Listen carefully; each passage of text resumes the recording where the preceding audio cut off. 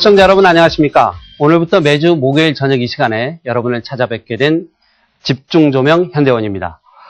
정책 전문가로서 이 프로그램을 통해 다양하고 복잡한 정부 정책의 현 주소를 진단하고 더 나은 대한민국의 미래 정책 방향성을 위해서 지혜를 모으는 데도 최선의 노력을 다하도록 하겠습니다. 오늘 주제는 18대 대통령 선거입니다. 본격적으로 닻을 올렸는데요. 어제 오후였죠. 안철수 서울대 교수가 대선 출마를 공식 선언함으로써 이제 대선은 새누리당 박근혜 후보, 민주당의 문재인 후보, 그리고 안철수 교수의 3자 간의 치열한 대결 구도로 전개되게 됐습니다. 오늘 집중 조명에서는 이제 본격적으로 막이 오른 대선 전국의 주요 이슈들을 진단 분석해보고 향후 어떻게 전개될지에 대한 주요 변인들도 한번 찾아보는 그런 시간을 갖도록 하겠습니다. 본격적인 토론에 앞서서 오늘 준비된 영상 먼저 보시고 토론을 이어나가도록 하겠습니다. 새로운 변화를 시작하겠습니다. 정치 교체, 시대 교체, 제가 반드시 이루겠습니다. 조직과 세력 대신 나라를 위해 애쓰시는 모든 분들과 함께 나가겠습니다. 새누리당 박근혜, 민주통합당 문재인 후보가 각각 대선 후보로 확정된 데 이어 안철수 원장이 19일 공식 대선 출마 선언을 하면서 연말 대선 정국은 삼각 경쟁 체제로 윤곽을 드러냈다. 안철수 원장이 독자 출마, 무소속으로 사실상 방침을 굳힘에 따라 단일화 여론이 강하게 불 것으로 관측된다. 특히 야권으로 분류되는 문재인 후보와 안철수 원장이 앞으로 후보 단일화를 통해 여야 간 1대1 대결 구도를 형성할지가 대선 전국 향방의 최대 변수로 부상했다. 이번 대선은 기존의 단순한 여야 대결을 넘어 사상 처음으로 성대결 구도로 짜여진 데다 기존 정당 정치와 안철수식 새로운 정치 형태의 정면 충돌 양상도 띄고 있어 역대 어느 선거보다 치열할 전망이다. 대선 전국의 삼각구도는 지지율 면에서도 지각 변동을 예고하고 있다. 40%를 넘나드는 압도적 지지율을 유지해온 박근혜 후보는 2.9포인트, 문재인 후보는 1.8포인트 하락하는 반면 안철수 후보는 4.0포인트 상승하면서 안철수 후보가 문재인 후보를 누르고 2위에 올랐다. 박근혜, 문재인, 안철수 삼각구도의 대선전이 가시화되면서 추석 민심 잡기에 세 주자의 각축도 과열될 것으로 보이는 가운데 본격적으로 막이 오른 대선 정국. 이번 대선의 최대 변수는 무엇인지 주요 쟁점에 대해 집중 조명해봅니다. 네, 오늘 이 시간을 위해서 함께해 주신 네 분 귀중한 패널 먼저 소개해드리고 토론을 이어나가도록 하겠습니다. 먼저 경희대 법학전문대학원의 노동일 교수 나오셨습니다. 안녕하십니까. 네. 성공회대 NGO 대학원 김민용 교수 나오셨습니다. 네, 반갑습니다. 네. 시사평론가 이종훈 박사님 나오셨습니다. 네, 안녕하십니까. 예, 마지막으로 요즘 제일 바쁘신 분이죠. 여론조사 전문기관 리얼미터 이택수 대표 나오셨습니다. 네, 안녕하세요.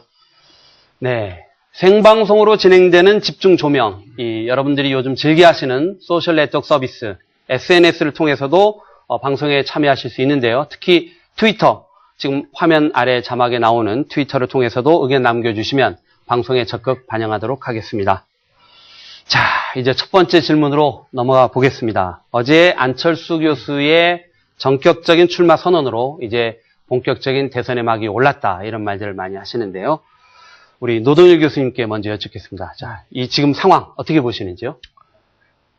안철수 교수가 이제 출마하는 걸 먼저 지켜본 소감을 말씀드리면, 저는 지금 상식적인 얘기를 많이 하시더라고요. 정치가 이래서는 안 된다. 문제를 풀어야 할 정치가 더 만들어내고, 국민의 삶을 외면하고, 국민을 분열시키고, 서로 싸우기만 한 정치.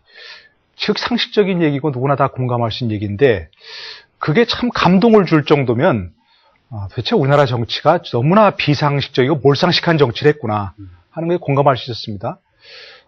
그러니까 정말 안철수 현상엔 좀 공감할 수 있었다고 생각합니다. 그런데 과연 그 정치개혁이 초미의 관심사고 반드시 있어야 되고 그런 문제지만 안철수 교수가 그걸 해낼 수 있을까 하는 부분에서는 좀 미지수입니다. 예를 들어서 좋은 말을 하고 그것이 꼭 필요한 말을 한다고 해서 그것을 할 수 있는 능력이 있다고 보기는 아직 어려운 부분이고, 결국 문제는 그런 것들을 해낼 수 있는 어떤 리더십이 있느냐, 능력이 있느냐, 그런 부분인데, 그 부분은 아직 좀 미지수기 때문에 그 좀 판단을 유보하고, 결국 그 안철수 교수가 이렇게 출마를 선언함으로써 지금까지 좀 불확실한 그런 전국 구도가 확실했다. 이런 점에는 좀 의미가 있지만, 아직까지도 안철수 교수 개인에 대한 분명한 어떤 그 호불호라든지 이런 걸 밝히기에는 좀 빠른 단계다. 그렇게 좀 보고 있습니다. 네. 자, 앞서 자료화면에서 여러 가지 숫자들이 등장을 했습니다. 안철수 교수의 대선 출마로 인해서 소위 여론의 향배가 분명히 변화가 있다는 것은 감지가 되고 있는데요.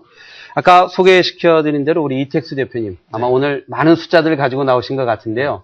먼저 보따리를 풀어보실까요? 네. 네, 안철수 원장이 어제 출마 선언을 하면서 전당대회 효과, 일종의 컨벤션 효과가 예상은 됐습니다만, 사실 생각했던 것 이상으로 지지율 상승 폭이 컸습니다. 아까 화면에도 잠깐 소개가 됐지만, 다자구도에서는 대략 4%포인트 상승해서, 그 전날 사실 문재인 후보가 모처럼 2등으로, 다자구도 2등으로 올라갔었거든요. 근데 하루 만에 다시 순위가 오차 범위 내긴 하지만, 격차가 바뀌면서 순위가 바뀌었고요. 그 다음에 양자구도의 경우에서도 박근혜 후보를 그 전날은 0.2%포인트 격차로 큰 격차가 없었습니다. 거의 박빙이었는데요. 어제 같은 경우는 안철수 원장이 5.8%포인트 앞서는 상황으로 바뀌었고요. 또 문재인 후보하고의 그 야권 단일화 양자 대결에서도 그 전날 사실 12%포인트가량 격차가 많이 벌어져 있었습니다. 문재인 후보한테 뒤쳐져 있었는데요. 불과 하루 사이에 안철수 원장은 6.5%포인트 오르고 문재인 후보는 5.9%포인트 내려가면서 두 후보가 거의 박빙으로 바뀌었습니다. 39대 38.8, 거의 의미가 없는 격차로 지금 줄어들었는데요. 당분간 이번 주까지는 컨벤션 효과가 좀 이어질 것 같고요. 이제 문재인 후보 입장에서는 사실 컨벤션 효과를 이틀밖에 누리지 못했죠. 이틀 상승하고 나서 여느 때처럼 문재인 후보가 좀 치고 올라갈만 하면 안철수 원장이 고춧가루 뿌리는 격으로 계속 네. 그 지지율이 브레이크가 걸렸는데요. 이번 주 상황은 아무튼 박근혜 후보 입장에서는 여러 당내 악재와 더불어서 안철수 원장 컨벤션, 그다음에 문재인 후보까지 컨벤션 효과를 누리면서 지지율이 지금 굉장히 혼전세고 박근혜 후보 입장에서 굉장히 좀 다소 열세인 과정으로 돌아서고 있습니다. 네. 그제 어제 여론조사를 보면 처음으로 이제 한 여론조사의 결과이긴 합니다만은 문재인 후보가 박근혜 후보를 앞선 조사 결과도 있었고요. 양자 대결에서 보면 사실은 문재인 후보나 안철수 교수가 박근혜 후보를 다 앞서고 있는 걸로 나왔는데, 자, 물론 노동일 교수님 아까 이제 안철수 현상은 있지만 실체에 대해서는 조금 더 검증할 시간이 필요하지 않느냐 이런 말씀 주셨는데, 일단 현재 드러난 결과로는 양자구도에서 박근혜 후보가 뒤지는 걸로, 양 두 후보의 이 결과는 어떻게 해석을 해야 될까요? 그래서 지금 이 대표께서 잘 분석을 해주셨지만, 어쨌든 문재인, 안철수 두 후보는 이제 안철수 교수는 후보라고 해두나요? 출마 선언했으니까 일단 후보라고 해두죠. 아직 예비 등록도 안 하긴 했지만, 네. 안철수 두 후보는 지금 현재 뭔가 컨벤션 효과라고 얘기할 수 있는 이벤트 효과가 굉장히 좀 아주 높아지는 시기죠. 그건 당연히 예상했던 그런 부분이고요. 그런데 박근혜 후보는 이미 컨벤션 효과는 상당 부분 희석돼 버렸고, 그 이후에 뭔가 계속해서 이슈를 생산해내면서 세인의 주목을 받아야 되는데, 그 세인의 주목을 받은 부분이 계속 네거티브한 쪽으로, 부정적인 쪽으로 받았어요. 측근 비리, 홍사덕 의원, 최근에 또 바로 홍사덕 의원, 전 의원, 또 송영선 전 의원, 이런 식의 부정적인 계속 돈 얘기가 있었고, 또 그 이전에 또 과거 사무직 때문에 좀 제동이 걸렸고, 그래서 정체 내지는 하락세 될 수밖에 없겠고, 반면에 두 야권 후보라고 할 수 있는 문재인 안철수 후보는 계속 상승세에 있기 때문에 이런 것들은 예상했던 부분이고, 그러나 앞으로 90일 남은 동안에 계속 그 지지율은 엎치락 뒤치락 등락을 거듭할 걸로 그렇게 생각이 됩니다. 예. 사실 90일 남은 시점에서의 그 현재 지지율이라는 것은 그렇게 중요한 의미를 부여하기는 좀 어려운 부분도 없지 않다. 이제 이런 말씀이시고요. 그렇지만 여전히 다자구조를 놓고 보면 또 결과는 좀 다릅니다. 여전히 이제 박근혜 후보가 1위를 달리고 있고요. 우리 김민웅 교수님, 네. 현재 이제 여론조사 추이 어떻게 보고 계신지요? 여론조사 이전에 이제 구도의 그 성격, 본질을 좀 분석하는 게 좀 중요할 것 같아요. 네. 이 자체가 이제 어떤 의미를 가지고 정치 사회적으로 국민한테 메시지를 던질 것이냐가 이제 더 중요한 문제인데, 박근혜 후보의 경우에 있어서는 새누리당의 경선 과정 이전에 이미 그 당의 후보지라고 하는 게 기정사실화되어 있던 그런 인물이기 때문에 본인이 가질 수 있는 최대의 확장력의 한계를 뛰어넘을 수 있겠는가 하는 것이 가장 중요한 관심거리였죠. 지금 얘기하신 것처럼 그런 역동적 확정력을 좀 보이고 있지는 못하다라고 하는 것은 뭐 분명히 평가를 할 수가 있을 것 같고요. 그 다음에 야권은 국민들 안녕하시냐 하면서 문안을 드린 거예요. 말하자면 문과 안이 나왔으니까. 이 두 사람의 이 기반을 보면, 전체적으로 보면은 아주 흥미로운 게 이 안철수 현상에서 대표되는 것은 새로운 시대에 대한 요구, 그리고 문재인 후보나 박근혜 후보 다 그걸 얘기를 하고 있지만, 이 두 사람도 일정하게 과거의 어떤 끈들이 정치적인 자산이기도 하고 부담이 되고 있는 측면도 있어요. 또 안철수 후보의 경우에 있어서는 정치하지 않았던 것 때문에 생기는 신선함도 있지만, 방금 얘기하셨던 것처럼 그것 때문에 생기는 정치 불안도 있죠. 아주 교묘한 그런 배합들이 전개가 되어 있는데, 기본적으로 여기에서 볼 수 있는 것은 안철수 후보의 경우에 있어서는 정치적 틈새 시장이 생긴 지점에 그 공간에 들어선 인물이죠. 그러니까 안철수 현상, 안철수 후보의 메시지는 기존의 정당 정치에 대한 깊은 불신, 그리고 그것이 민생을 껴안고 나가지 못한 그런 모습들에 대한 국민들의 회의나 실망이나 이런 것을 딛고 서 있는 셈이죠. 근데 이 틈새 시장이라고 하는 틈새적 정치 시장 또는 비정치적 정치권이라고 하는 것이 이제 앞으로 그냥 주변부에서 그냥 주변화 될 것인지, 아니면은 새로운 동력을 가지고 중심이 올 것인지는 앞으로 두고 볼 일이죠. 얼만큼 이제 기존 질서에 대해서 파괴를 가지고 도전해 나갈 것인가 하는 게 아주 중요한 관심거리인데, 이제 문제는 어디에 있느냐 하면, 안철수 후보가 통합에 대한 얘기를 했죠. 모두 다 통합을 얘기를 하는데, 그 통합의 과정에서 사실은, 지난 시기의 역사나 구태를 청산해야 될 것도 있고요. 또 개선해야 될 것도 있는 것이죠. 근데 청산하는 부분에 있어서는 날카로운 대결과 대치가 있을 수밖에 없는데, 이것을 통합이라는 그러한 정치 수사 안에 담을 수 있을까에 대해서는 조금 미지수예요. 그러니까 이런 것들을 잘 대치할 건 대치하고, 또 통합해 나갈 건 통합하는 것을 제대로 구별할 수 있을까.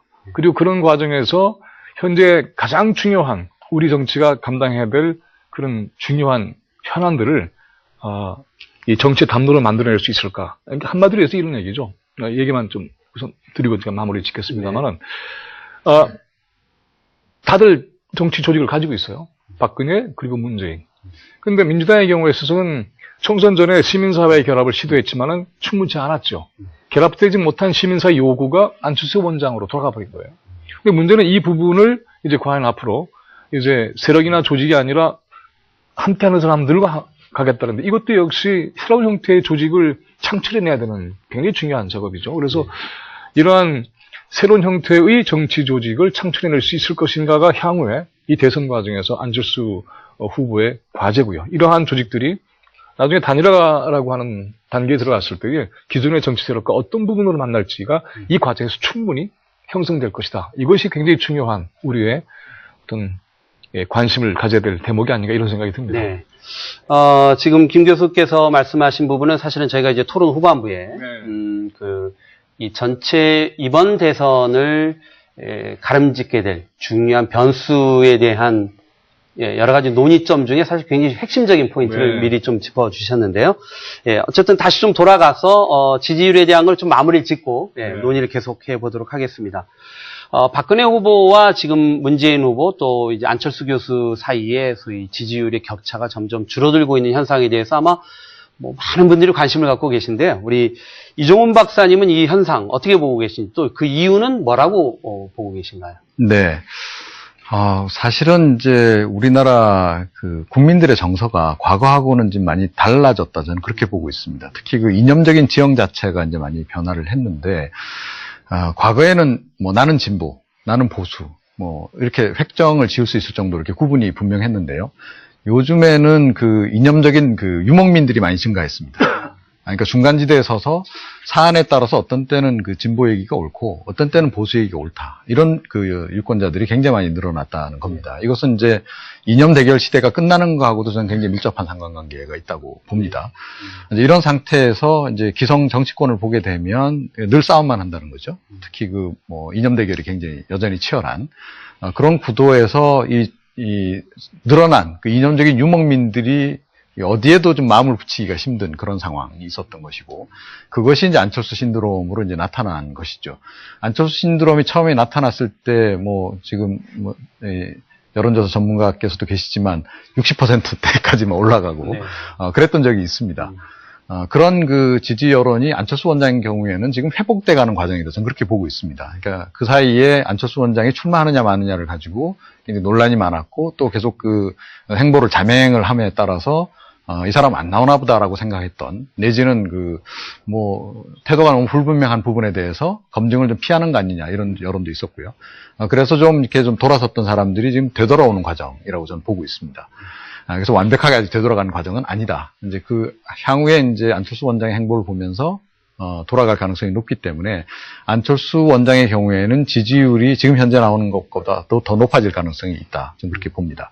지금 세 후보 가운데서는 그 비교 우위란 측면에서 볼 때 박근혜 후보 같은 경우에는 50%대를 앞으로도 넘어가기가 굉장히 힘들 것이다. 저는 그렇게 봅니다. 50%대를 넘어가기가 가장 그래도 용이하고 어떻게 보면 잠재력을 가지고 있는 것은 안철수 원장 정도, 후보 정도밖에 없다라고 저는 보고 있고요. 문재인 후보 같은 경우에는 그 민주통합당이 여러 가지 이제 지지 기반이 이제 야권에 상당히 있긴 합니다만은, 이 골수 진보 세력들 역시 좀 그 확장성이 부족한 그런 측면이 상당히 있는 것이죠. 그런 것이 이제 지난 총선에서도 어느 정도 나타났는데, 특히 이번에 도 이제 그 경선 과정에서 드러났지만, 민주통합당 내에 지금 주도 세력들이 과거 친노계로 이제 다시 되돌아가면서 이 사람들이 상당히 기득권화가 돼버렸고, 그런 부분에 대해서 진보 세력 내에서도 굉장히 불편해하는 사람들이 많이 늘었다는 겁니다. 그런 부분에서 사실은 새누리당의 경우도 마찬가지입니다만은, 민주통합당 같은 경우에도 진보 진영 내부에서의 그 통합도 좀 쉽지 않은 그런 그 상황이 됐다는 겁니다. 이런 것들이 그 지지율의 그 상승을 좀 이끄는 그런 확장성을 많이 제약을 하고 있기 때문에, 새누리당도 그렇고 민주통합당도 그렇고 그 후보로 치자면 박근혜 후보도 그렇고 문재인 후보도 그렇고 향후에도 50%대를 넘어가기가 그렇게 쉽지는 않을 것이다라고 저는 봅니다. 그런 점에서 이제 안철수 원장의 향후의 이제 행보에 대해서 굉장히 저는 개인적으로 주목을 좀 많이 하고 있고요.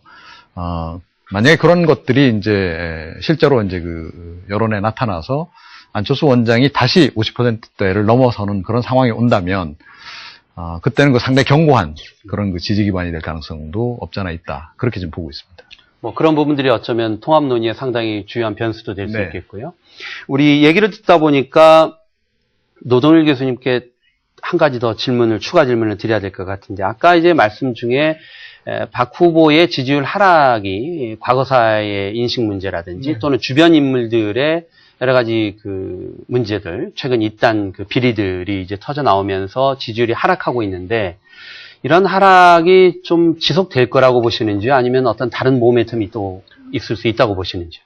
그 대답과 함께 먼저 하기 전에 아까 우리 이종범 박사 말씀하셨을 때, 안철수 교수의 경우에 지지율 확장이 단정적으로 이렇게 말씀하시는데, 저는 그렇지 않을 가능성도 얼마나 있다고 생각합니다. 물론 지금 과거에 이렇게 직접 확정됐던 걸 보면 지지율이 오를 가능성도 충분히 있지만, 지켜보면서 아까 우리 김민훈 교수님 지적하셨지만, 과연 이 사람이 지금까지 구름 위에 올라 있을 때는 참 좋은 사람으로 보였는데 역시 대통령은 아니구나, 이럴 수도 있다고 생각합니다. 정말 지금 앞으로 행보를 봐서 물론 대통령으로서 좋구나 이렇게 얘기할 수도 얼마든지 있는 가능성이 있죠. 그러나 그것이 물론 안철수 교수 개인에게 역량에 달린 것도 있지만, 여러 가지 정말 조직해내는 사람들, 주위에 모이는 사람들, 이런 걸 보고도 역시 실망할 수도 있고 다시 한 번 더 지지할 수도 있고, 그렇기 때문에 안철수 교수 개인의 역량에 달린 것이 굉장히 많다. 그래서 정말 지지율이 확장될 수도 있지만 앞으로 급전직할 가능성도 있다, 이걸 얘기하고 싶고요. 그 박근혜 후보의 경우에는 저도 그 비슷한 상황이라고 생각합니다. 본인의 역량을 보여야 되는데, 사실 지금 미리 굉장히 그 후보로 미리 확정이 되어서 뭔가를 보여줄 수 있는 시간이 굉장히 많았는데 많이 보여주지 못했어요. 초반에 정말 노무현 대통령, 전 대통령 모습을 참배하면서 뭔가를 보여주는 식으로 했는데, 뭔가 제동이 걸리면서 거기서부터 또 돌파력을 보이지 못했거든요. 이것도 정말 그동안 그 선거의 여왕이라고 하는 그런 별명이 있었는데 그게 걸맞지 않은 정치력이다. 저는 그렇게 생각하거든요. 그러니까 앞으로도 계속 하락할 가능성이 있는데 예를 들어서 이제 뭐 앞으로 또 이게 나오겠지만 추석 민심에 과연 어떻게 박근혜 후보의 정치 역량이 반영될 것인가 이걸 생각하면 제가 보기에는 과거사든 뭐 또 경제민주화든 뭐 내외에서 지금 논란이 있는 부분에 있어서는 혼자 돌파하려고 하지 말고 그것을 당내 어떤 의견을 집약하는 과정을 거치면 좋겠다. 반드시 그래야 한다 생각합니다. 이 후보의 과거사 인식은 후보 문제이기도 하지만 당의 입장이기도 하거든요.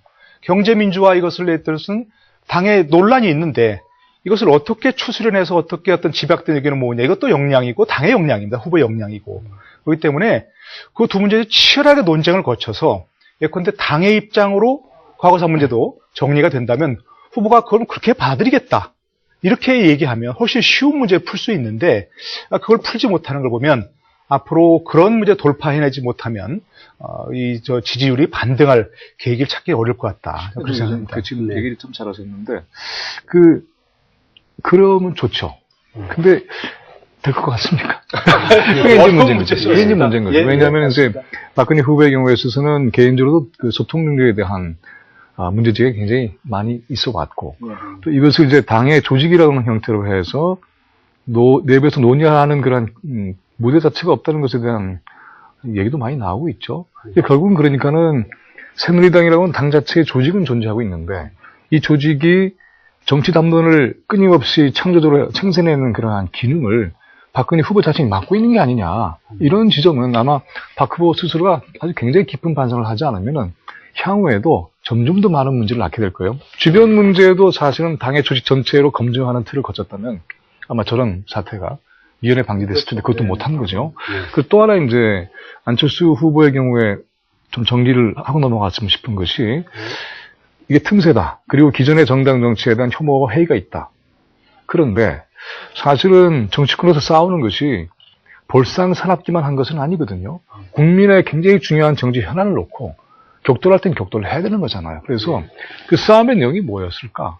그 싸움의 성격은 또 뭐였을까를 좀 가려서 정리하는 일이 안철수 원장에게도 필요하다고 좀 봐요. 왜냐하면 본인도 이제 정치에 들어갔기 때문에 그런 과정에서 이것이 잘못하면 정치에 대한 혐오증을 불러일으키는 게 아니라 정치에 대한 신뢰를 북돋겠다고 하는 것이니까 그런 점에서 보면은 조금 전에 말씀드렸다시피 대치를 피할 수 없는 경우도 있는 것이고 또 그런 과정에서 자신의 입장을 정확하게 정리하는 일도 필요한 거죠. 그러니까 이번에 보면은 박근혜 후보의 역사관에 대해서 아버지의 일이니까는 이해는 하지만 후보로서의 입장은 정확하게 밝게 되는 것이 아니냐라고 하는 것도 역시 비슷한 기준에서 안 후보에게도 적용될 거예요. 이러한 역사 문제가 논란이 됐을 때 그 문제를 어떻게 정리할 것이냐. 그래서 그런 명확한 정리 이후에도 여전히 통합이 가능한가 하는 것을 설득해낼 수 있지 않으면 두리뭉실한 게 아니냐라고 하는 비판을 당장에 받게 되고 이것이 이제 새로운 시민사회 요구를 진보적으로 또 개혁적으로 묶어나가는 데 있어서는 어려움이 생길 것이다. 아마 이것은 이제 계속 이 대선 과정을 거치면서 제기되는 문제 앞에서 정리를 해냈으면 좋겠어요. 예, 좀 지켜봐야 될 대목이 아닌가 이런 생각이 들고요. 자, 어쨌든 지금 소위 여론조사 추이에 대한 좀 마무리 차원에서 우리 이택수 대표님께서 이 문 후보와 이제 안철수 교수와의 이 지지율의 어떤 추이 같은 걸 좀 분석을 해주시고요. 이제 그 결과를 토대로 해서 이 양자 구도로 갔을 때와 이제 삼자 구도로 갔을 때 이 여러 가지 지지율에 대한 부분이라든지 이런 걸 한번 정리하는 시간을 갖도록 하겠습니다. 우리 이택수 대표. 예, 오늘이 D-90이더라고요. 어제 D-91일. 그러니까 91일 남은 상황에서 대진표가 이제 늦게 마무리가 됐죠. 드디어 작성이 됐는데 사실 안철수 현상으로 이번 대선은 이제 설명이 될 것 같고요. 안철수에 의한 안철수의 선거까지는 이제 진용이 짜진 것 같고 안철수를 위한 선거이냐 이제 남아 있는 것 같은데요. 안철수 원장 같은 경우는 사실 이제 새누리당으로부터도 이제 공격을 받겠지만 민주당과의 이제 준결승을 남기고 있기 때문에 민주당이 이제 아름다운 경쟁을 이제 하겠다고 선언을 한 이상 직접적인 공격, 아픈 상처를 내는 그런 내상이 생기는 공격은 안 하겠지만 우회적인 공격은 아마 계속 이제 시작이 될 것 같아요. 그런 차원에서는 안철수 원장이 확장성은 있지만 새누리당으로부터도 공격을 받을 가능성이 있는 데다가 민주당으로부터도 선의의 경쟁, 아름다운 경쟁이지만 그래도 아픈 뭐 여러 가지 공세들이 있을 겁니다. 이 공세를 견뎌내야 되는 상황에서는 안철수 원장이 사실 지지율이 지금 고점을 찍고 있고 유지하는 것이 어떻게 보면 이제 최선일 것 같고요. 어떻게 보면 이제 지지율이 하락할 가능성이 좀 더 여지가 더 많다고 봐야 되겠죠. 그런 차원에서는 지금 문재인 그 안철수 이 두 분의 야권 단일화 이제 구도를 이제 말씀을 드려야 될 것 같은데, 이제 새누리당 지지층의 경우에는 역선택 얘기가 지금 최근에 나오고 있습니다. 이제 새누리당 지지층은 원래는 안철수 원장을 조금 더 지지했던 측면이 있어요. 근데 지난 9월 6일 금태섭 변호사의 기자회견 이후에 그 문재인 후보하고 안철수 원장의 입장이 좀 바뀌었어요. 그러니까 새누리당 지지층에서는 안철수 원장이 더 주적이 돼버린 겁니다. 그래서 이 반감이 많이 생기면서 뭐 사실은 이 역선택은 아닐 겁니다. 역선택이라고 하면 안철수 원장을 지지하지만 문재인 그 후보를 지지한다고 거짓 응답을 이제 하는 건데요. 뭐 그런 현상까지는 아닌 것 같고요. 일단 반감 때문에 새누리당 지지층이 문재인 후보 쪽으로 돌아선 것 같고, 민주당 지지층은 지금 9월 6일 금태섭 변호사 기자회견 이후에 타이밍 정치 얘기가 나왔잖아요. 그 문재인 후보가 아무튼 지지율이 좀 올라갈 즈음만 되면 안철수 원장이 계속 어떤 인터뷰나 기자회견을 했기 때문에, 그래서 문재인 후보 지지층에서는 안철수 원장에 대한 어떤 견제 심리가 좀 발동이 이제 되기 시작했습니다. 그게 9월 6일부터였고요.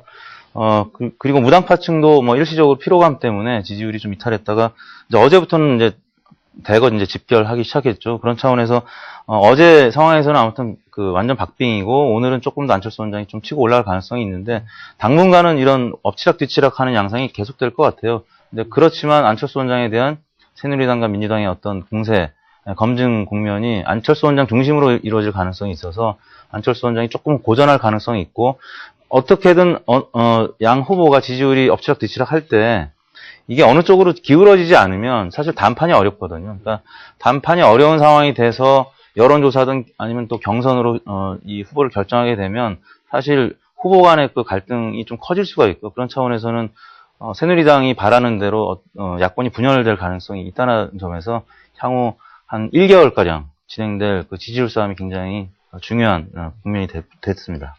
김민웅 교수님께 좀 여쭤보려고 하는데, 아까 이제 말씀 중에 소위 틈새 시장 또는 이제 비정치권의 정치권화 뭐 이런 말씀들을 하셨는데, 지금 이택수 대표의 얘기를 들어보면 사실은 이제 이 전체 대통령 선거가 양자 구도로 가느냐, 아니면 안철수 교수의 등장으로 인해서 이제 결국 3자 구조로 가느냐가 사실은 전체 선거 구도에 상당히 그 치명적인, 그 결과에 따라서는 뭐 완전히 근본적인 어떤 그 변화가 있을 수 있는 그런 그 구도의 문제인데, 이 양자 구도와 3자 구도가 우리 이 지금 18대 대선에 어떤 영향을 미친다고 좀 정리를 해볼 수 있을까요? 근데 여기서 중요한 전제가 하나 있습니다. 뭐냐 하면 아까 이제 이 대표께서 얘기하셨던 내용을 뒤집어 보면 가장 큰 대상을 입게 될 것은 박근혜 후보일 거예요.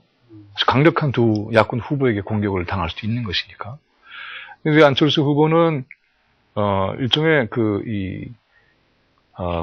부정적 성격을 가지고 있는 정치는 하지 않겠다고 했기 때문에 상대에 대한 비판의 강도가 조정이 될 것 같지만, 그래도 조직적으로 대응하지 않을 수가 없을 테니까 이런 점이 있는데, 또 하나 매우 중요한 것은 야권은 단일화라고 하는 게 절대적 전제예요. 지금 이거를 깨고 나가면 둘 다 끝나는 거죠. 그런 점에서 보면은 3자 구도라고 하는 것은 과정상의 구도일 뿐이고, 최종적인 그러한 지점은 양자 구도라고 하는 게 분명한 거죠. 그래서 국민들은 무엇을 보게 되느냐 하면, 누가 더 낫지? 너무나 좋은 품질이 있는 두 제품을 놓고 고민하는 그런 상황도 된 것이고요. 이 과정에서 이 문안 두 후보의 선의 경쟁이라고 하는 것이 굉장히 풍부한 정책의 내용을 만들어낼 건 분명할 것이고요.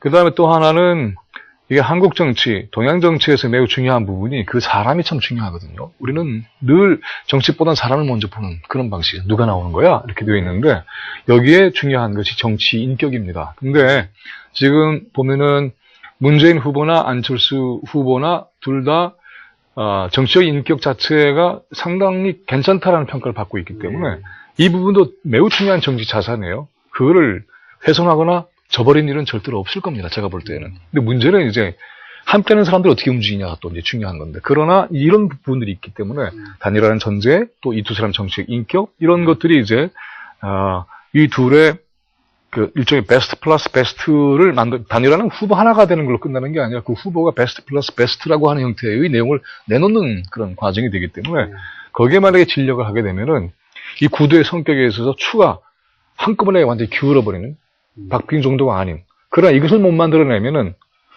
박빙이 돼서 결과를 점치기가 굉장히 어려워지는 상황으로 가겠죠. 그러니까 국민들 제일 중요한 것은 이 둘이 어떤 내용을 내놓을 건가, 문재인과 안 후보는 뭐를 가지고 대결을 할까, 그리고 그 대결 지점을 넘어서서 또 무엇을 공통적으로 공유하면서 하나가 될 수 있을까, 이런 과정들을 아주 흥미진진하게 지켜볼 것이기 때문에 국민들을 흥미진진하게 하는 것도 이 두 후보의 책임입니다. 네. 자, 우리 김 교수께서는 절대적으로라는 단어까지 쓰시면서 결국 양자구도로 갈 것이다라고 했는데, 혹시 패널분 중에서 다른 의견을 가지신 분은 안 계신가요? 네, 뭐 제가 조금 얘기를 드리겠습니다. 이 박사님. 그러니까 저도 기본적으로 결국은 양자구도가 될 것이다 이렇게 지금 보고 있고요. 이제 그런 과정과 관련해서 이제 안철수 원장이 상당히 두 후보로부터 공격을 받을 가능성에 대해서 아까 이택수 대표께서 언급을 하셨는데, 이번 대선 같은 경우에는 네거티브 공세를 많이 펴면 펼수록 불리할 거다. 저는 그렇게 보고 있습니다. 그러니까 이미 이 민주당 경선 과정에서 이게 입증이 됐습니다. 특히 진보 진영 내에서는. 그러니까 손학규 후보가 굉장히 좋은 자질을 가지고 있고, 사실은 대선 본선 구도에서 손학규 후보를 선택하는 편이 훨씬 더 좋았지만, 민주당 지지자들이 문재인 후보를 택한 가장 결정적인 이유가 손학규 후보가 계속 네거티브를 했다는 것이거든요. 이미 이제 국민 정서들이 그렇게 지금 바뀌어 있고, 또 안철수 원장도 계속 강조를 했지만은, 국민의 마음은 이미 이제 그런 쪽으로 지금 가 있는 겁니다. 그러니까 누군가를 공격해서 얻는 것보다는 사실은 뭐 요즘에 힐링이 대세다라고 이야기하지만 치유받기를 원하는 것이고, 좀 부드럽게 접근해 주기를 이제 원하는 것이고, 그리고 말이 안 되는 얘기는 더더군다나 공격은 좀 안 해줬으면 하는 이제 그런 마음들이 상당히 있는 겁니다.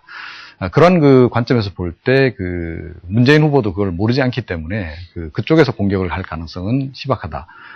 이제 박근혜 후보 쪽에서 이제 굉장히 고민이 앞으로 될 것 같습니다. 그러니까 이 화력을 어느 쪽에 집중을 해야 될지 아마 상당히 좀 고민이 될 것 같아요. 문재인 후보 쪽으로 집중을 해서 공격을 할 것인지, 아니면 안철수 원장 쪽으로 집중해서 공격을 할 것인지, 또 두 사람이 또 지지율이 계속 엎치락뒤치락 만약에 한다면 한동안 더욱더 이제 그런 고민에 이제 빠지게 될 텐데, 더 큰 문제는 뭐냐 하면 박근혜 후보 측의 지금 이제 결점이라고 이제 볼 수도 있겠습니다만은, 이제 뭐 정책적으로 뭔가를 보여줘야 되는데, 정책적으로 얘기하고자 하는 부분과 관련해서도 사실은 안철수 원장이나 문재인 후보가 선점하고 있는 부분들이 지금 상당히 있습니다. 그런 얘기를 계속 하면 할수록, 그 이슈를 계속 이야기를 하면 할수록, 특히 경제민주화 같은 경우 마찬가지죠. 할수록 두 사람이 더 부각이 되는 그런 결과를 빚기 때문에 아마 타격 지점을 찾기가 상당히 좀 힘든 그런 상태에서 만약에 네거티브적인 공세, 그동안에 이제 안철수 원장에 대해서 이제 네거티브적인 공세를 했고, 뭐 이제 본선에 들어가게 되면 좀 더 적극적으로 이제 그쪽을 할 수밖에 없는 상황이 이제 되지 않을까 싶은데요. 아마 하면 할수록 더 불리하게 작용할 것이다. 그런 부분에서 박근혜 후보 측에서 전략적인 측면에서 상당히 고민을 하지 않으면 아마 승기를 잡기가 쉽지 않을 것이다. 저는 그렇게 보고 있습니다. 네. 자, 노동일 교수님께 하나만 더 여쭤보고 이 아마 첫 번째 세션을 좀 마무리해야 될 것 같은데, 이번 대선이 어쨌든 사상 처음으로 이 소위 남성 대 여성의 대결, 또는 기존 정당 정치와 새로운 정치 형태의 충돌 또는 경쟁, 아주 독특한 지점들을 만들어내고 있는데, 이번 대선의 이제 이런 특징들 우리가 어떻게 봐야 될지요? 예, 그 문제 말씀드리기 전에 아까 좀 이제 뭐 2자 구도냐 뭐 3자 구도냐 이렇게 네. 말씀하셨지 않습니까? 그 중에 한 가지만 지적하고 싶은 것은, 네. 지금까지도 그렇고 지금 현재까지 계속 그래왔고 지금도 아마 그런 야권의 생각이 있는 것 같은데, 단일화만 하면 무조건 이긴다 이렇게 생각하는 게 많아요. 저는 그렇지 않다고 생각합니다. 단일화가 되더라도 여러 차례 얘기하셨지만 어떤 모양으로 언제 정말 국민에게 감동을 줄 수 있냐, 아니면 정말 밀고 당기기 하다가 정말 이렇게 한쪽이 포기하는 모양새를 두느냐, 아니면 거래의 모양새를 두느냐, 이런 것에 따라서 1+1이 뭐 3도 될 수 있지만 1+1이 1.5밖에 안 될 수도 있다. 야권 단일화가 필승 공식이다 하는 것은 좀 물게 한다. 그렇게 생각이 들고요. 또 다른 전제 지점을 말씀하신 거고요. 진짜 그러면 그것과 연관해서 보면 지금 이제 뭐 성대결 구도라는 것은 사실 별로 부각이 안 되는 것 같아요. 과거 미국 대선에서는 뭐 최초의 여자 대통령이냐, 최초의 흑인 대통령이냐 가지고 상당히 고민했던 민주당 경선 과정에서.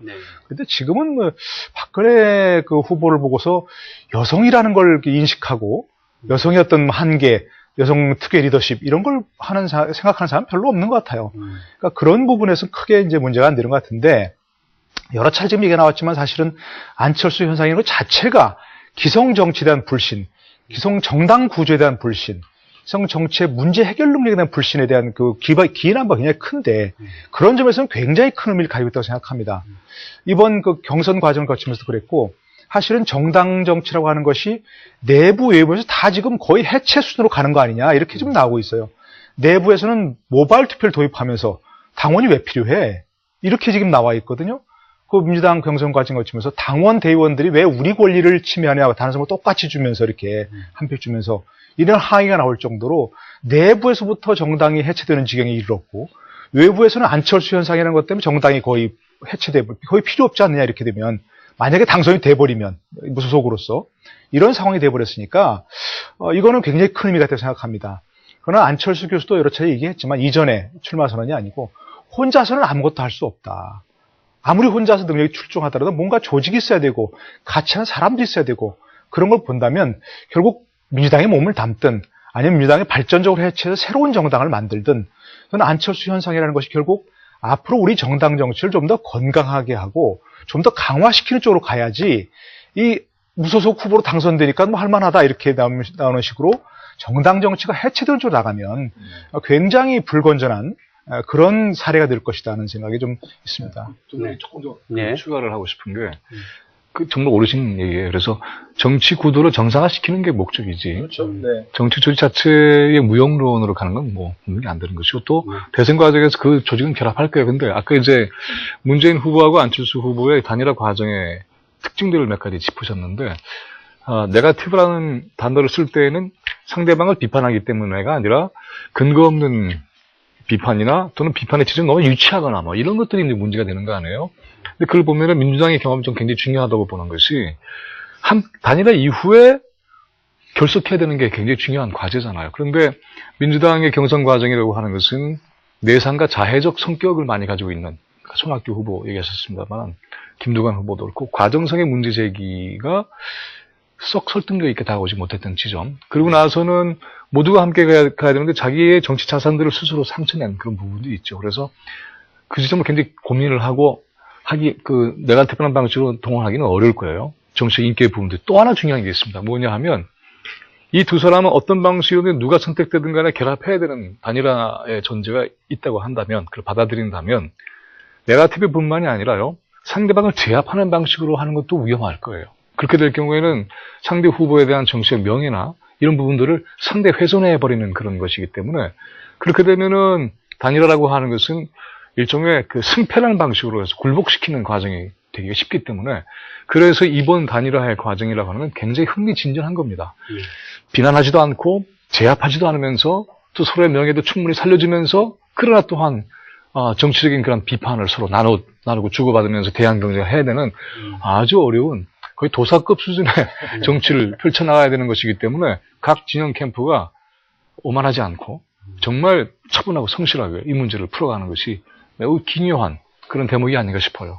예, 아마 이제 패널분들의 말씀을 정리해 보면 역시 이번 대선에서 가장 그 향배를 가를 중요한 변수는 이 문 후보와 안 교수 간의 이 단일화 이 부분을 이제 어떻게 엮어내느냐가 아마 우리가 좀 재미있게 또는 어떻게 보면 가장 진지하게 바라봐야 할 그럴 대목이 아닌가 이런 말씀이신 것 같고요.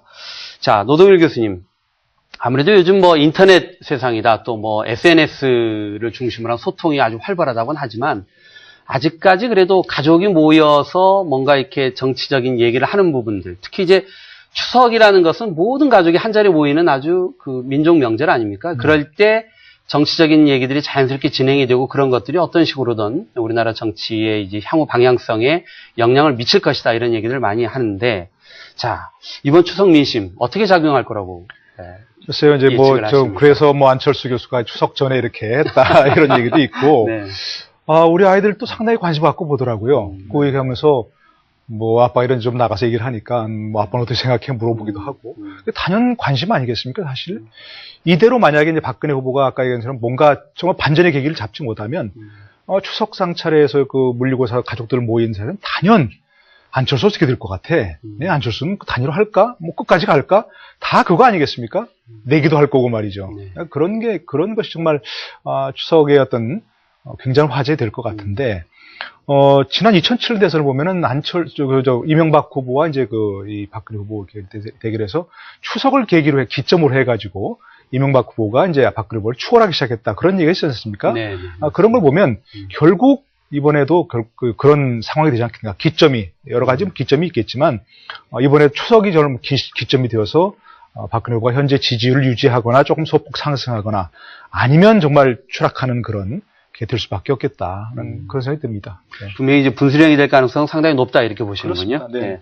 자, 김민웅 교수님, 일단 안철수 교수의 행보에 대해서, 대선 출마에 대해서 이제 문재인 후보는 아름다운 경쟁을 하겠다 이렇게 밝혔는데, 정치 현실에서 아름다운 경쟁 이거 어떻게 해석을 해야 될까요? 가능하다고 보십니까? 가능하게 만들어야 되겠죠. 그런 네. 기본적인 자세는 아까 이제 우리 두 분이 다 정리를 해주셨습니다만은 이 구도에서 문 후보나 안 후보나 상대방에 대해서 대단히 조심하는 태도를 지니고 있습니다. 지금 보면은. 정치적 인격 말씀하시죠? 그렇죠. 굉장히 조심하죠. 그래서 최대한 존중하고 최대한 예의를 갖추어서 문제를 풀겠다고 하는 의지를 보이고 있고, 이것에 실패를 하면 아마 안철수 현상이 가져온 기대가 다 무너지는 거죠. 왜냐하면 정치는 언제나 격돌할 수밖에 없어. 그리고 불필요한 싸움도 있게 마련이야. 어떻게 하겠어, 정치인데. 라고 하는, 우리 사회의 인식이 있습니다. 근데 안철수 현상은 그걸 깨겠다고 나온 거 아니에요? 그 정치의 품격을 높이겠다고 얘기하는 것이고. 문 후보도 경선 과정에서 그런 얘기를 계속했죠. 아름다운 경쟁은 이번에 처음 얘기한 게 아니라 사실은 경선 과정에서 그것을 목표로 삼아서 했는데 실패해버린 거죠. 네. 그 실패의 경험이 저는, 문 후보에게 굉장히 중요한 정책 지혜를 줬을 가능성이 높다고 봅니다. 그리고 안 후보의 경우에서는 이미 그런 것을 염두에 두었기 때문에, 그래서 적의가 존재하지 않는 방식으로 문제를 풀겠다라고 하는 입장을 밝힌 거 아니에요? 국민 절반을 적으로 몰고, 이제 구체적으로 누굴 지칭하는 건지 어떤 행위를 지칭하는 건지 잘 모르겠습니다만, 일단 그래서 통합을 얘기하는 건 위선이다라고 했기 때문에, 그냥 적의를 조장하는 방식의 어떤 정치 접근은 자기 스스로의 얘기를 배반하는 것이기 때문에 안 후보도 역시 그렇게 하기 어려울 거예요. 근데 이제 하나의 딜레마가 있죠. 아름다운 경쟁이라고 하지만 경쟁 구도에서 필연적으로 얘기해야 되는 것은, 여러분 제가 이 사람보다 낫습니다. 이렇게 얘기를 할 수밖에 없는 건 아니에요. 자기 자랑하는 것은 아니지만 국민의 선택에 있어서 이 점이 차별성이 있습니다. 이 점이 여러분들을 행복하게 할 수 있습니다라는 얘기를 해야 되는데, 그것을 이제 이 사람보다는 제가 낫습니다라는 방식보다는 자기의 정책의 최대한의 장점을 정리해서 내놓을 때 그 비교는 국민들이 하게끔 하는 그런 방식을 취하게 된다면은, 아름다운 경쟁에 있어서 비교 경쟁의 그 비교관은 국민들이 하는 것이고, 후보들 스스로는 그러한 비교의 틀을 만들지 않으면, 그러면 아름다운 경쟁의 기본적 구도는 만들어지지 않겠는가, 이런 기대를 해보게 돼요. 네. 그 부분에 참, 물론 말씀하셨지만, 네. 당위성은 있지만, 참 현실화되기는 어려운 그런 어렵다. 부분이죠. 네. 예를 들어서, 이 방송 보고 저렇구나. 네. 그래서 돼야 되는데, 뭐, 저를 포함해서, 여러분들 전문가 나오셔서 이렇게, 정치인이 이래야 됩니다. 얘기하지만 현실이 그렇습니까? 우리가 만약 정치한다면 그게 됩니까? 안 되죠, 그게. 이게 참 쉽지 않은 그런 부분인데, 오늘도 보면 예를 들어서, 문재인 후보는 예를 들어서 현충원 방문하고, 뭐, 박정희 이승만 대통령 교수 참배 안 했습니다. 그렇죠. 그러면서 진정한 반성이 있으면 하겠다. 네. 저는 안철수 교수가 반을 적으로 돌리면서 어떻게 통합을 얘기하냐. 민주당을 겨냥했다고 생각합니다. 많은 부분에 있어서 출마 선언을 다시 한번 보면 굉장히 많은 부분에 있어서 민주당을 겨냥한, 야권을 겨냥한 그런 내용들이 상당히 많다고 느꼈습니다. 제가. 네. 속내는 알 수 없지만. 그리고, 안철수 교수는 다른 행보했지 않습니까? 뭐, 이승만, 박정희 다 참배를 하고 말이죠. 그러니까 그런 거 벌써 차별화를 하려고 하는 거죠. 날카로운 경쟁이 있는 것이고. 오늘 또 그걸 뭐 의식해서 그런지 문재인 후보는 박근혜, 안철수 다 이길 수 있다. 아니, 뭐 이길 수 없으면 내가 왜 나왔겠느냐. 이런 얘기 하는 거 아니겠습니까? 그 말도 맞는 거죠. 그러니까 예를 들어 민주당에서 진작부터 안철수 교수 정치를 우리에게 맡기시고 좀 응원단장 역할만 해주십시오. 이렇게 대차게 나왔다면 안철수는 없죠. 우리가 개혁을 하겠습니다. 철저하게. 잘못했습니다. 이렇게 나왔으면 되는데 자꾸 문재인 후보도 자꾸 안철수와 단일화해야 됩니다. 뭐 공동정부를 합니다. 이렇게 얘기하니까 결국 안철수 현상을 도와준 것이밖에 안 되거든요. 그러니까 지금 아름다운 경쟁, 상대를 뭐 이렇게 서로 지켜주는, 서로 플러스성으로 가는 뭐 그런 쪽 경쟁을 해야 되는 건 맞지만 제가 보기에는 정치란 그렇지 않다. 좋은 얘기지만 어렵다. 자, 네. 여기까지 하시고요. 네. 어쨌든 안철수 교수가 강조했던 정치 쇄신의 대상에 민주당이 포함되어 있는 건 분명한 팩트고요. 예. 자, 그런데 단일화 얘기만 한 가지만 질문만 더 드리겠습니다. 단일화 방식에 대한 여러 가지 시나리오도 있고 방법에 대한 설왕설래가 좀 있는데 우리 이택수 대표께서는 어떻게 보시는지? 아까 말씀드렸죠. 이제 세 가지 방식으로 압축이 될 것 같습니다. 또 각 3당도 뭐 지금 그런 식으로 전망을 하고 있는 것 같은데요. 일단 그 양측이 단판에 의해서 결정이 되어야만 아름다운 경쟁으로 귀결될 가능성이 이제 높다라는 측면에서 양쪽 다 자신으로의 그 단일화를 꿈꾸면서 아름다운 경쟁을 얘기하고 있는데 단판으로 이어진다면 새누리당 입장에서는 꽤 어려운 싸움이 될 겁니다. 그렇기 때문에 뭐 가정이긴 하지만 이 지지율이라는 게 11월 25일까지 만약에 두 후보가 팽팽하게 계속 유지가 되면 양측 간에 그 단판으로 이루어질 가능성이 상대적으로 좀 줄어드는 거거든요. 왜냐하면 어느 후보가 좀 낮아야지 좀 양보를 할 텐데 두 후보가 비슷하다면 아무튼 11월 25일 후보 등록일까지는 최대한 지지율을 끌어올리기 위해서 아까 그 노 교수님 말씀하셨던 이 눈에 보이지 않는 신경전들이 점점 심화되고 또 뭐 때로는 감정 싸움으로 이어질 가능성이 있습니다. 그런 차원에서 이 단판이 뭐 이 또 공동 정부론을 구성 뭐 한다는 뭐 그런 차원에서 이 잘 이루어질지는 저도 조금은 회의적이라고 생각이 들고요. 그게 이루어진다면 새누리당 입장에서는 굉장히 난감한 상황이 될 거고요. 두 번째 여론조사로 결정이 된다면 그 여론조사도 여러 가지 이 경선 방식의 룰에 이제 이 이견들이 있을 겁니다. 지난번 노무현 정몽준 경선 때도 그랬었고요. 이 여러 가지 이제 방식의 논란, 뭐 역선택의 문제라든지, 뭐 표현의 누굴 지지하느냐, 뭐 적합한 후보라고 생각하는 여러 가지 논란이 이제 많이 있는데요. 그 과정에서도 또 갈등이 심화될 가능성이 있습니다. 그리고 뭐 모바일 투표를 통한 체육관 경선까지 만약에 이루어진다면 그 갈등은 좀 더 심화될 가능성이 있고요. 그런 차원에서 단판으로 가야 된다는 어떤 절박함이 있기 때문에 아름다운 경쟁이라는 얘기가 계속 나오는 것 같습니다. 그래서 추석 이제 민심을 이제 전후해서 대략 어느 정도 판세는 좀 결정이 될 것 같아요. 아까 노 교수님 2007년 얘기하셨는데 정확하게는 2007년 이맘때는 이제 그 이명박 후보로 결정이 된 다음 같고요. 2006년 이제 추석 때 이 이명박 박근혜 후보가 이 순위가 갈렸습니다. 그래서 그때 추석 이후부터는 한 번도 박근혜 후보가 역전을 못 시켰는데요. 추석 민심이 뭐 일종의 이제 밴드웨건 효과도 반영이 되고 왜냐하면 모든 언론사들이 여론조사를 추석 전후에 다 실시를 하거든요.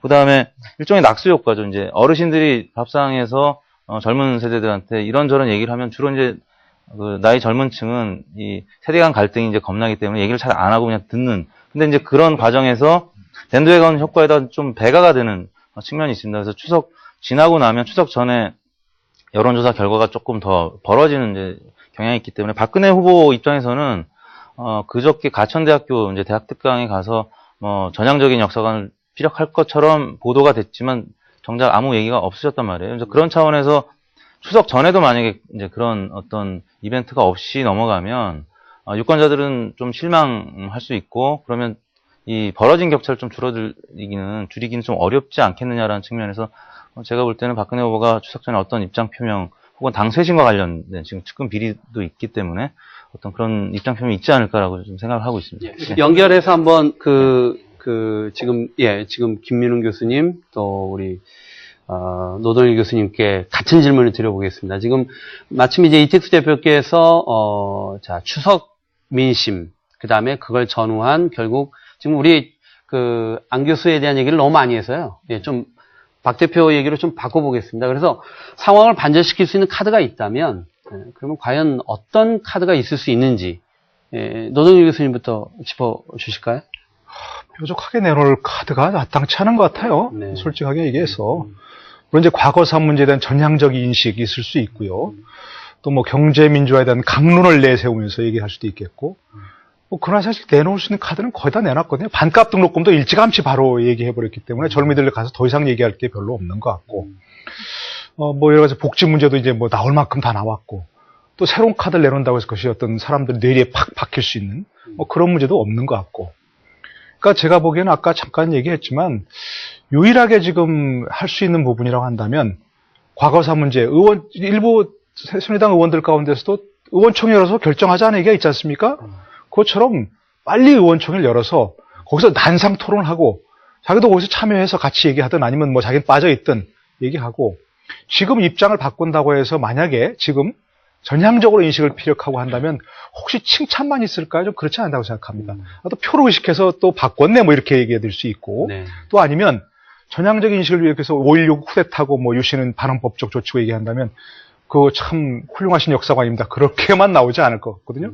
바로 사퇴하시오 그러면 이렇게 나올 거니까 오히려 그런 어떤 장내 활발한 토론을 거쳐가지고 당의 입장으로서 정한다면 박근혜 후보가 그걸 받아들이면 되는 거죠. 아, 당의 입장을 제가 전향적으로 수용하겠습니다. 저도 똑같은 인식을 갖겠습니다. 이렇게 얘기할 수 있는 부분이고 경제민주화 지금 뭐 김종인 뭐 선대위원장인가 김동인 전 의원 뭐 이항구 대표 맨날 싸우지 않습니까? 네. 각각 어디 방송에 나와서 서로 다른 얘기를 한단 말입니다. 네. 두 분 모아놓고 같이 거기서 밤새 뭐 1박 2일 하든 뭐 하든 치고받고 해가지고 하면 그 가운데 이슈도 생산될 수 있고 주목도 받을 수 있고 그런데 아까 우리 김은희 교수님이가처럼 가능하지 않은 방법인 것 같아서 뭔가 뾰족하게 내놓은 카드가 마땅치는 않은 것 같아요. 네. 자, 우리 죄송한데 시간이 조금 많이 지나고 있습니다. 그래서 질문하셨길래. 예, 짧게만 좀 조금 그만 예. 정리를 네. 하자면 박근혜 후보는 개인기 의존하는 방식으로 정치를 해왔어요. 그래서 조직과의 활발한 소통 능력을 보여주지 못하면은 더 이상 보여줄 게 없는 거죠. 근데 기본적으로 이 구도는요, 이번 대선은 단일화 구도예요. 그래서 이쪽은 보여줄 게 무지 많아요. 그러니까 차별화 전략이 갈등이 될 건지 안 될 건지 너무 궁금하죠. 네. 단일화 이후에도 통합이 될 건가 얘기거리가 늘 나오는 거예요. 매일매일 그래서 차별화되면 이건 갈등 아니야? 차별화해도 이 사람들 만날 거야. 이 얘기가 많다고요. 근데 이 구도에서 박근혜 후보는 일종의 정치 변수가 돼버린 거예요. 네. 그래서 이 부분에서 이 요소가 갈등 요소로 추가를 할지 아니면 전혀 관여를 못하게 될지 이것이 이제 박근혜 후보의 정치 영향력을 결정하는 그런 사건이 되지 않을까 이렇게 보여집니다. 네. 자, 이제 그 삼각구도 양상에 뛰게 되면 뭐 많은 패널분들이 말씀하셨습니다만은 역시 검증 과정을 거치지 않을 수 없고요. 검증을 하다 보면 늘 이게 네거티브 공세가 또 이게 꼬리처럼 따라오죠. 자, 우리 정치권이 그동안 벌여왔던 그 검증, 이걸 우리가 어떻게 볼 수 있습니까? 여전히 같은 패턴 속에 있을까요? 아니면 어떤 변화가 가능할까요? 우리 이종훈 박사님. 예. 지금 박근혜 후보와 관련한 얘기 조금 전에 네. 얘기가 나왔습니다만은 이제 그 연장선에서 제가 조금 말씀을 이제 드려야 될 것 같습니다.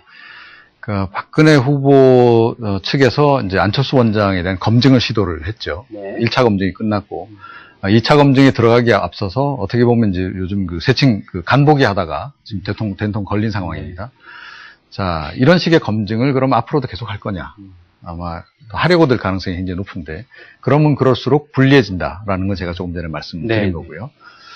그런데 이제 이런 현상적으로 드러나는 거 이면에 사실은 좀 더 아주 근본적인 문제가 박근혜 후보 캠프에 있다고 봅니다. 그러니까 그 해답은 사실은 박근혜 후보 자신이 이제 가지고 있는 건데요. 뭐, 최근에 이제 언론 보도를 통해서도 많이 이제 지적이 나왔습니다만, 그 많은 지적들의 상당 부분이 사실은 친박계 내부에서 다 나온 얘기들입니다. 그러니까 친박계 안에서도 아주 일부 코어 그룹과 나머지 그룹들이 지금 물과 기름처럼 돼 있는 상태고, 그 소수 핵심조차도 서로 수평 교류가 없는 상태인 거죠. 마침 이제 우산의 이제 빗살처럼 다 박근혜 후보하고 네. 개별적으로만 연결이 돼 있습니다. 방사형으로 이렇게. 예. 근데 그 누구도 또 박근혜 후보하고 쉽게 독대를 할 수 있는 상황도 또 아닌 이제 그런 상태죠. 자, 이런 상태에서 앞으로 이제 지금 현재까지 불거졌던 유해 문제들은 계속 이제 더 터져 나올 거라고 저는 생각이 됩니다. 자, 이런 문제와 관련해서 가장 기본적인 것은 무엇이냐 하면 지금 국민들이 어떤 부분에서 박근혜 후보에 대해서 지금 약간 의구심을 갖느냐 하면 이명박 정부 시절 내내 우리가 봐왔던 것을 또 봐야 되느냐 하는 부분이거든요. 그 부분에 대해서 해답을 주지 않으면 역사인식과 관련해서 어떤 멘트를 하든 또 정책과 관련해서 어떤 카드를 내든 이른바 그 카드라고 하는 것이 다 소용없을 것이다. 저는 그렇게 봅니다. 그 부분과 관련해서는 역시 박근혜 후보 스스로가 저는 이제 말을 바꾸는 거 이상으로 스스로의 생각 자체가 좀 바뀌지 않으면 안 된다라고 생각합니다. 그러니까 그런 부분에서 진정성. 정말, 이래서는 안 되겠구나라는 정도의 스스로의 어떤 자각, 증세가 있고, 그것이 누가 보기에도, 이제 박근혜 후보가 좀 바뀌었구나.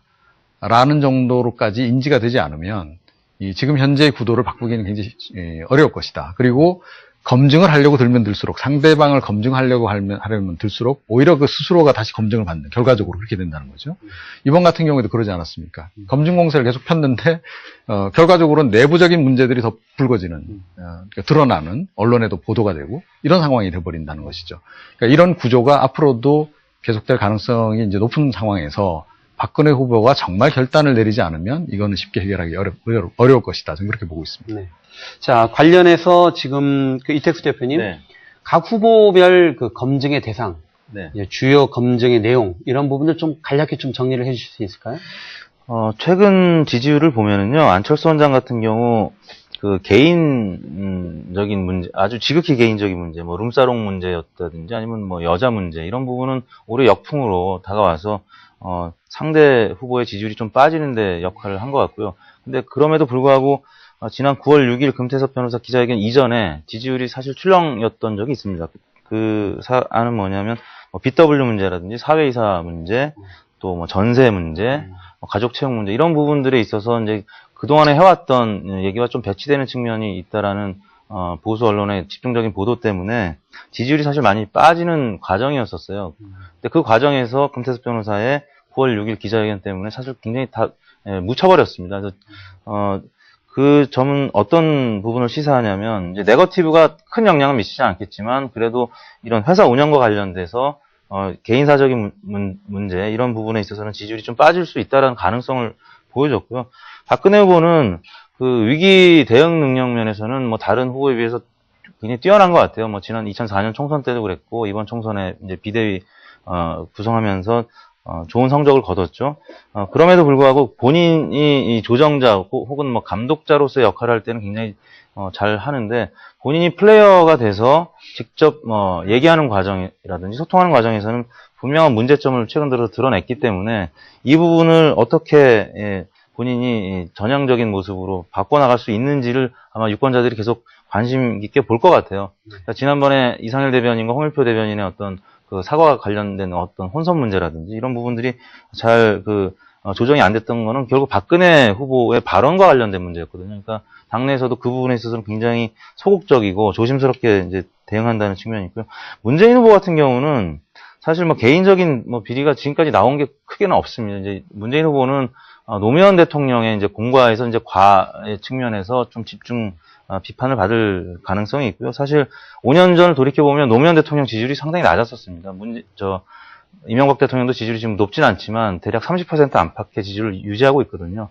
근데 노무현 대통령은 당시 5년 전에 지지율이 이명박 대통령보다도 좀 더 낮은 상황이었습니다. 그래서 그때 얘기로 회귀해서 만약에 새누리당이 계속 노무현 대통령의 과 문제를 집중 제기할 경우에는 좀 어려운 부분이 될 수가 있는데, 그럼에도 불구하고 문재인 후보는 그런 면에서는 좀 네거티브에 상대적으로 좀 내성이 있다라고 좀 보여지고요. 그런 차원에서는 네거티브와 관련해서 가장 좀 유리한 후보가 아니겠느냐라는 생각이 좀 듭니다. 네. 자, 이제 저희 토론의 거의 마지막 주제인데요. 이 정책 선거입니다. 각 후보들이 사실은 이 정책 선거를 대단히 강조하죠. 이 네거티브에 대한 일종의 대안으로서 강조하는 지점이 바로 미래지향적인 정책 선거를 좀 하자라는 건데, 정작 이 사실은 정책이 실종되거나 또 정책의 차별성이 실종됐다는 지적이 많이 있습니다. 이 부분에 대한 좀 토론을 해보겠습니다. 우리 노동일 교수님부터 좀 시작을 하실까요? 네. 이제 정책 대결을 하려고 지금 말씀하신 대로 정책의 차별성이 느껴지지가 않아요. 예를 들어 지난 지방선거처럼 뭐 무상급식 할 거냐 말 거냐, 한다 안 한다 이렇게 딱 구별이 돼야 뭐가 이쪽을 선택하냐 이렇게 좀 고민할 수 있는데, 지금은 뭐 다들 경제민주화 하겠다고 하고 다들 반값 등록금도 하겠다고 하고 다들 복지를 더 뭘 더 해드릴까요 이렇게 좀 묻는 그런 형편이기 때문에 지금으로서는 참 경제민주화에 뭔가 참 강론을 가지고 얘기할 수밖에 없는데, 강론도 쉽게 지금 나오지 않거든요. 나오긴 나오지만 또 뚜렷하게 부각이 안 되는지 잘 모르겠지만, 그런 부분에 있어서는 정말 이번에 정책적으로 차별하기 좀 어렵기 때문에 오히려 뭐 나쁘게 말하면 네거티브, 좋게 말하면 검증 공세가 더 심하지 않겠는가 그런 생각이 들기도 하고, 또 한 가지 조금 다른 면에서 보면 사실은 우리가 늘 선거 때마다 정책 선거를 얘기하지만 솔직하게 말하면 유권자 입장에서 정책 선거 재미없습니다. 관심 없어요, 솔직하게. 물론 지난번처럼 무상급식이냐 아니냐 이런 것과 뚜렷하게 대비된 한 가지 얘기 있다면 참 쉽지만, 지금처럼 여러 가지 백화점식으로 놓고 뭐 정책의 어떤 뭐 장단점, 뭐 차별성, 뭐 서로 이렇게 비교하는 그런 신문을 이렇게 내놓잖아요. 그러면 솔직히 안 읽습니다. 열독률 조사를 해보면 무료에 써서 그런 거 다 해놓고 해도 잘 안 읽습니다, 이게. 그러니까 뭔가 이게 아무리 그런 후보들끼리 또는 정당끼리 뭔가 이렇게 차별화하려고 해도 그런 부분에서 유권자가 관심을 가져주지 않기 때문에 오히려 좀 그런 정책 선거를 하지 못하는 부분이 있다. 또 외국애를 봐도 뭐 시간이 지나다 보면 또 당별로 다 수렴해요. 다 좋은 점을 다 채택하기 때문에 뭐 그런 점에서도 사실은 정책 대결이 좀 여러 가지 그런 요인들 때문에 좀 어려워진 그런 부분이 있다는 생각이 듭니다. 네. 자, 선거가 90일밖에 남지 않았는데 이제 제3자가 또 대선 출마를 하고 3자 구도가 되면서 이제 언론도 경마식 보도에 더 열을 올리고 있고 뭔가 이렇게 좀 차분하게 정책을 들여다볼 수 있는 환경은 아닌 것 같은데요. 네. 이종훈 박사님이 점점 유권자 입장에서는 이 정책이라는 것을 좀 들여다보기 어렵고 그런 정책 선거를 체감하기는 더더욱 어려워지는 환경이 아닌가 이런 생각이 드는데. 예. 근데 뭐 사실 지금부터 각 캠프가 좀 인식을 좀 바꾼다면 아주 재미난 그 정책 선거가 이루어질 수 있는 환경은 지금 돼 있다 이렇게 생각을 합니다. 우선 이제 새누리당 박근혜 후보 같은 경우에는 이미 지난 총선 당시에 이번 대선 공약을 한 거나 다름이 없고요. 이번 그 정기국회 동안에 그것을 입법화하겠다라고 얘기를 했습니다. 그 성적표를 가지고 어떻게 보면 대선에 임하려고 지금 굉장히 노력을 많이 하고 있죠.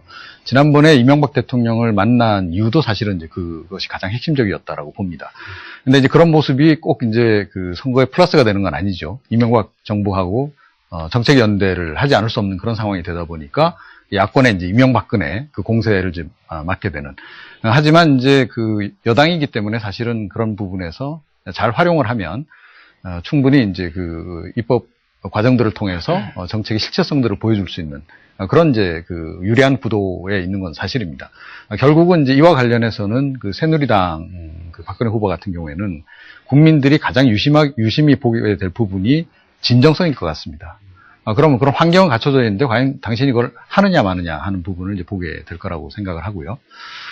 경제 민주화를 비롯한 뭐 여러 가지 이제 정책 이슈들 이미 이제 야권에서도 다 제시를 이제 하긴 했습니다만은 문재인 후보도 제시를 했고 안철수 원장도 뭐 아직 뭐 이렇게 정치한 형태는 아니지만 지난 그 안철수의 생각을 통해서 어느 정도는 이제 윤곽을 밝혀놓은 이제 그런 그 상황입니다.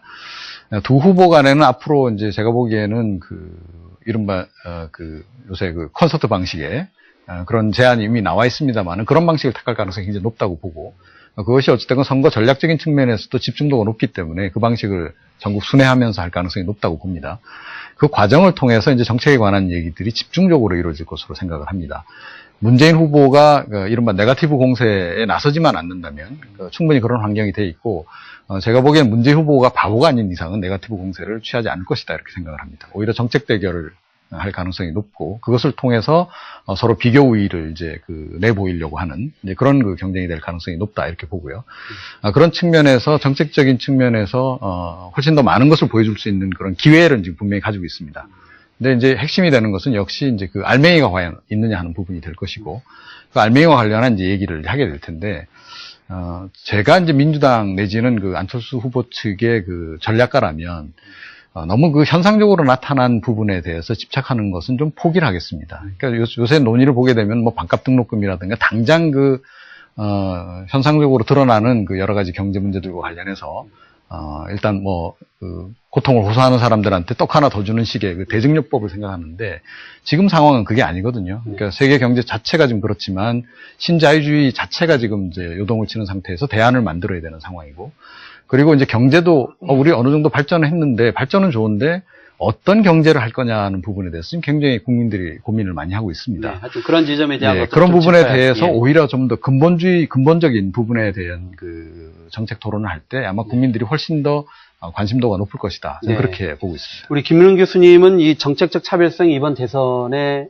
핵심 이슈가 될 수 있는 가능성 여전히 있다고 보십니까?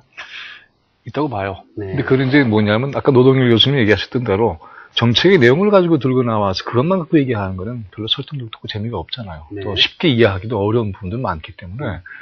그리고 이제 아까 그 이 박사님도 얘기하셨습니다만은 그런 근본적 문제도 해야 되고 또 당장의 요구도 또 들어야 되는 그런 어려운 거잖아요. 재벌 문제 어떻게 할 거야? 비정규직 어떻게 할 거야? 주거 문제 어떻게 해결할 거야? 그리고 교육 문제 어떻게 해결할까? 근데 구체적인 그러한 질문이 나올 거예요. 거기에 대해서 어떻게 대답하느냐가 이제 중요해지는데, 그와 함께 더 중요한 게 있습니다. 뭐냐 하면, 어떤 사람들과 할 거야? 한번 모양 좀 보자. 얼굴 한번 좀 보자. 저는 이게 굉장히 중요하다고 봐요. 우리나라 정치는, 아까도 말씀드렸습니다만, 정책의 내용에 대한 분석과 비판도 뭐 의미있게 중요하지만, 누가 그걸 하지? 라고 하는 질문이 반드시 중요해요. 사람에 대한 관심. 그렇죠. 그래서, 네. 안철수 옆에는 이런 사람이 있네? 박근혜 옆에는 이런 사람이 있어? 그리고, 문재인 후보 옆에는 이런 사람이 있어? 하고 그 사람을 보는 거죠. 이런 정도의 사람을 끌어모을 수 있고, 이런 정도의 사람과 함께 한다면, 이거는 괜찮아. 아니면 이건 좀 문제가 있지 않아? 라는 식으로, 정책의 구체적인 내용을 평가하고 판단하기보다는, 어떤 사람을 통해서 그러한 정책의 집행을 할 것이고, 또 정책이라고 하는 것은 실제로 권력을 담당하다 보면 돈 문제 나오죠. 그걸 할 수 있는 사람 문제 나오죠. 그 다음 동시에 그걸 정책을 해나갈 때 지역의 주민들의 반응도 있죠. 근데 복잡한 거예요. 그러니까 원래 정책의 내용이 과서는 수정되게 마련인데, 그러니까 이걸 너무 구체적으로 얘기해봐야 별로 재미가 없는 거죠. 중요한 건 그래서, 이런 사람들과 함께 한다면은 믿어줄만 해. 아니야. 라고 하는 그 내용을 만드는 것. 이것이 아마 각 후보에 있어서는 굉장히 중요한 지점이라고 보여져요. 네. 자, 더 했으면 좋겠는데 이제 벌써 마무리할 시간이 됐습니다. 토론에서 못다 하신 말씀도 좋고요. 또 아니면은 뭐 각 캠프나 이번 18대 대선 전반에 대해서 꼭 하실 말씀이 있으면 한 분께 한 30초씩만 좀 드리겠습니다. 시간 좀 지켜서 마무리 말씀으로 좀 해주시고요. 우리 노동길 교수님부터 하실까요? 네. 글쎄, 뭐 이제 안철수도 얘기했지만 경제 문제라는 것도 근본주의적 접근은 어렵다. 뭔가 한꺼번에 해결할 수 없다 이겠는데 사실은 정치 문제도 그렇다고 생각합니다. 뭐 경제는 압축 성장할 수도 있지만 정치는 압축 성장할 수 없고, 지금 우리 정치가 조금 누추하고 뭐 마음에 안 들어도 우리의 맨얼굴일 수 있다는 겁니다. 그러니까 유권자들의 현명한 선택이 있어야 하고 그것을 잘 수용하는 정치권의 역량이 또 있어야 되니까, 그걸 이번 대선에서 정말 현명한 선택을 통해서 정치권의 역량을 길러주는 그런 좀 우리 국민의 선택이 있어야겠다는 생각이 듭니다. 네, 우리 김 교수님. 단일화 구도에만 가지고 얘기를 할게요. 문재인 후보, 안철수 후보 이 두 사람이 정말 내용이 풍부한, 그리고 과정도 이 정도의 정치를 해낼 수 있단 말이야? 라고 하는 것을 만들어내는 데에 최대한 주력을 한다면은 우리 정치의 품격뿐만이 아니라 정치라는 방식 자체를 근본적으로 바꿀 수 있는 굉장히 중요한 출발점이 되지 않을까. 이 놀라운 역사의 기회를 낭비하지 말고 정말 아름답게 잘 썼으면 좋겠습니다. 네. 자, 이 박사님. 네, 저는 뭐 개인적으로 딱 한 가지 지점을 지금 눈여겨보고 있습니다. 그러니까 지금 가설이긴 한데요. 안철수 원장이 다자구도에서 이제 1등이 되는 상황이 왔습니다. 이제 그런 상태에서 만약에 문재인 후보에게 양보를 하는 상황이 오면 어떨까요? 저는 이제 그 상황이 오면 아마 우리 지금 현재의 대선 구도에서 아마 가장 큰 이변이 될 것이고, 또 뭐 획기적인 그런 이제 변화가 될 것으로 보는데, 개인적으로는 그 부분을 지금 가장 좀 예의주시하고 있습니다. 네. 자, 마지막으로 이태수 교수님. 네, 뭐 현대 선거가 이미지 선거 측면이 더 강하죠. 정책 선거보다는. 근데 저는 인화성이 있는 그 정책은 여전히 남아 있다고 봅니다. 가령 안철수 원장한테 한미 FTA 폐기 재협상 문제를 던진다면 이 또한 꽤 논란거리가 될 거고 지지율에 큰 영향을 미칠 거라고 보여지고요. 제주 해군기지 여러 가지 이 인화성이 있는 이슈들은 굉장히 많이 있다고 봅니다. 그래서 사실 단일화를 저도 될 거라고 보였는데요. 이제 11월 25일에 단일화가 돼서 양자구도가 치러지더라도 한 3주간의 선거운동 기간이 있습니다. 요즘 워낙 스마트폰 때문에 SNS가 있고 여론이 급격하게 변하거든요. 그러니까 저는 3주간의 TV 토론이 가장 중요하다고 보고요. 정책 선거가 될 수 있도록 유권자들도 관심 갖고 투표하는데 적극적으로 임했으면 좋겠다는 생각이 듭니다. 네, 고맙습니다. 자, 집중조명에서는 트위터로도 의견 받고 있는데요. 한 두 분 말씀만 소개해드리고 오늘 시간 마치도록 하겠습니다. 아이디 투어리스트1님은 네거티브 선거도 어느 정도는 필요합니다. 그 후보의 단점 또한 알아야 공정한 투표를 할 수 있으니까요. 그렇지만 상대 깎아내리기식은 자기 얼굴도 깎아내리는 거라고 생각합니다. 아이디 K광86님은 선거 때마다 나오는 얘기지만 제발 현실 가능한 그리고 지킬 수 있는 정책과 공약을 내걸었으면 좋겠습니다. 모두가 믿을 수 있는 대통령이 나왔으면 좋겠네요. 이렇게 하셨습니다. 자, 오늘 함께해 주신 네 분 여러분 고맙습니다. 그리고 시청해 주신 시청자 여러분 고맙습니다. 저는 다음 주 시간에 다시 찾아뵙겠습니다.